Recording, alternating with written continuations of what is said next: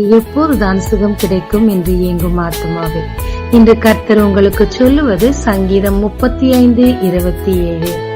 தமது ஊழியக்காரனுடைய சுகத்தை விரும்புகிற கர்த்தருக்கு மகிமை உண்டாவதாக என்று எப்பொழுதும் சொல்ல கடவர்கள்.